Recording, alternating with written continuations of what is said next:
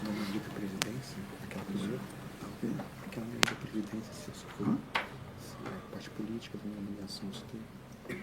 Aquela primeira pergunta do senhor. Podemos sentar, por favor?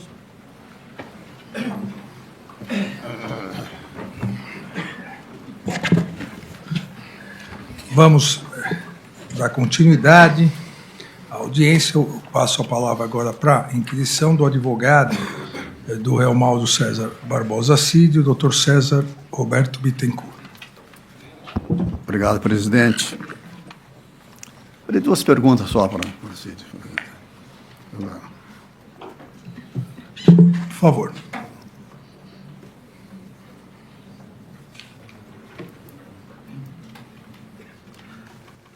Posso perguntar? Por favor. Obrigado, excelência.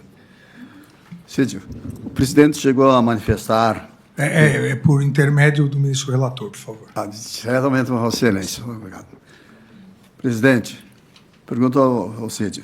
O presidente chegou a manifestar o desejo de se manter no poder, mesmo após o resultado das urnas? Por favor. A grande preocupação do presidente, do meu ponto de vista, sempre foi encontrar uma fraude nas urnas, né? Coisa que sempre foi muito ostensivo, né? Da opinião do presidente. Então, ele sempre buscou uma fraude nas urnas. Presidente, só essa pergunta. Só... Obrigado, viu? Agradeço ao doutor César Bittencourt. Então, agora, na ordem alfabética das defesas, eu passo a palavra ao doutor Paulo Renato Garcia Sintra Pinto, advogado do réu Alexandre Ramagem Rodrigues. Boa tarde, excelência. Boa tarde, doutor Procurador-Geral da República. Boa tarde, ministro Luiz Fux. Eminentes colegas, boas tardes. Excelência, não, a defesa de Alexandre Ramagem não tem perguntas. Passo a palavra ao doutor Demóstenes Torres, advogado do réu Almir Garnier Santos. Excelentíssimo senhor ministro Alexandre de Moraes, Sua Excelência, ministro Luiz Fux, Sua Excelência, o Procurador-Geral da República, Paulo Gonet, senhores procuradores da República que acompanham doutor Paulo Gonet, senhora serventuária, senhores advogados, meus colegas e senhores acusados, senhoras e senhores, jornalistas, quem mais aqui se encontra. Uma pergunta só, Excelência, porque vou cumprir o que Vossa Excelência disse, não vou repetir o que Vossa Excelência já perguntou. Eu agradeço. Nem o doutor Paulo Gonet. Então, só uma pergunta que foi... Doutor Demóstenes, o duro é o doutor Zé, que até chegar nele, cada vez eu vejo ele riscando alguma coisa lá. Mas vai dar certo. Ótimo. Vamos lá, doutor Demóstenes. Então, uma pergunta só e diz respeito à primeira pergunta que Vossa Excelência fez. É uma contradição. No dia 28 do mês de agosto de 2023, o réu colaborador Mauro César Barbosa Cid depôs pela primeira vez na Polícia Federal.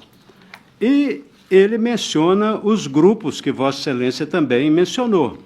Eu queria só ler antes de fazer a pergunta.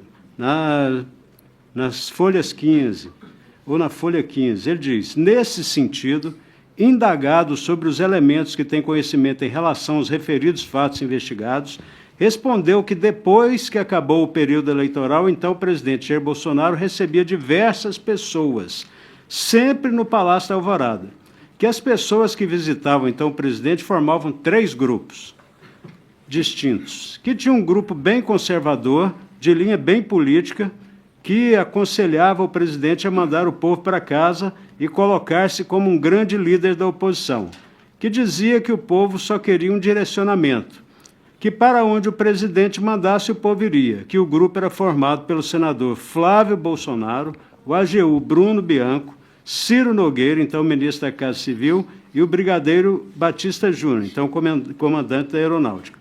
Que o outro grupo era formado por pessoas moderadas, que apesar de não concordar com o caminho que o Brasil estava indo, com abusos jurídicos, prisões, e não concordar com a condução das relações institucionais que ocorreu no país, entendiam que nada poderia ser feito diante do resultado das eleições, que qualquer coisa, em outro sentido, seria um golpe armado, que representaria um regime militar por mais 20, 30 anos, que esse grupo era totalmente contra isso, que o grupo se subdividia em dois, que um primeiro grupo era composto basicamente por generais da ativa que tinham mais contato com o então presidente da República, Jair Bolsonaro, que eram as pessoas que o então presidente mais gostava de ouvir, que o grupo era composto pelo comandante do Exército, Freire Gomes, pelo general Arruda, chefe do DEC, Departamento de Engenharia e Construção, pelo general Teófilo, chefe do COTER, Comando de Operações Terrestres, pelo general Paulo Sérgio, então ministro da Defesa, que esse grupo temia que o grupo radical trouxesse um assessoramento e levasse o presidente Jair Bolsonaro a assinar uma doideira. Que o general Freire Gomes estava muito preocupado com essa situação, com o que poderia acontecer com esse pessoal que ia para o Palácio da Alvorada, que estavam preocupados com o grupo radical, que estava tentando convencer então o presidente a fazer alguma coisa, um golpe, que havia um outro grupo de moderados que entendia que o ex-presidente deveria sair do país, que o próprio colaborador sugeriu que o ex-presidente deveria sair do país, que o grupo era composto por Paulo Junqueira, empresário do agronegócio, que financiou a viagem do presidente para os Estados Unidos, por Naban Garcia, que ocupou algum cargo na Secretaria de Agricultura, e, por fim, o senador Magno Malta, que tinha uma posição mais radical e se juntou ao referido grupo, entendendo que o presidente deveria deixar o país.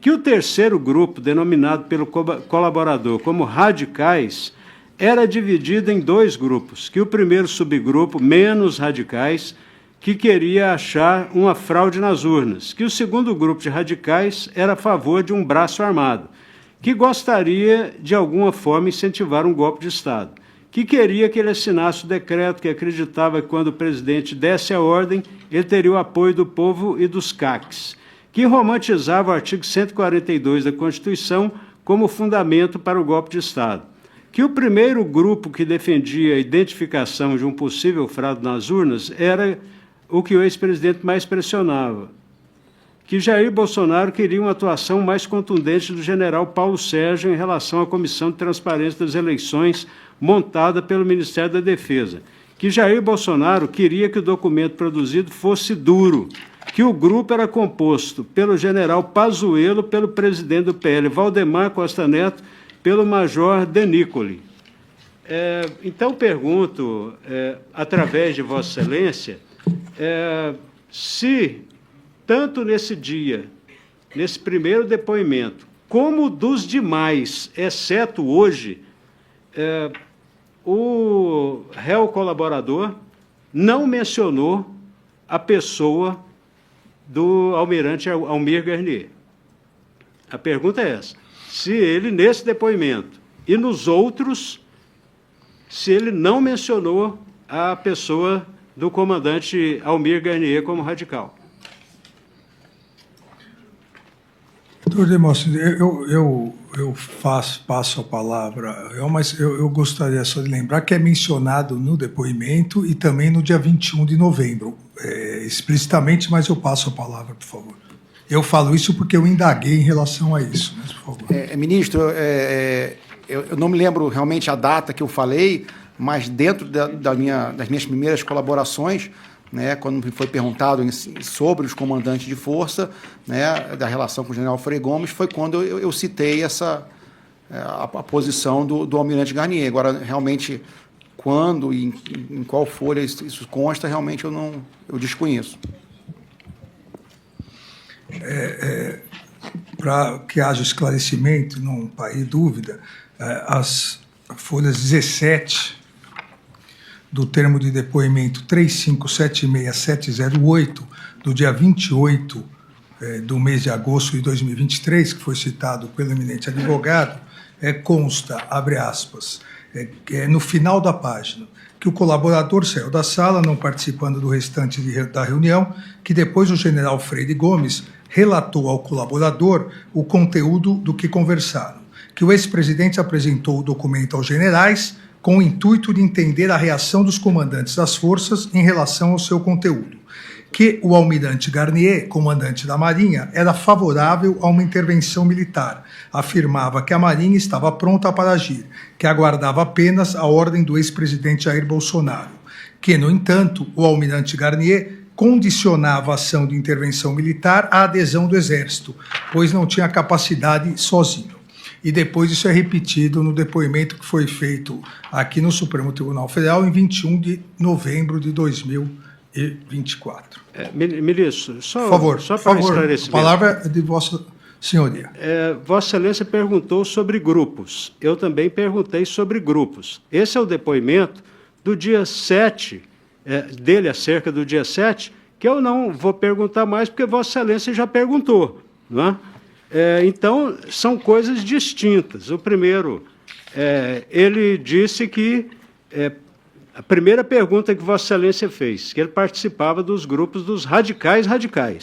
Então, ele não disse isso, nem aqui, exceto aqui, nem ali no primeiro depoimento, nem em nenhum dos outros 3. Inclusive, o prestado a Vossa Excelência junto com o Procurador-Geral da República, Paulo Gonet.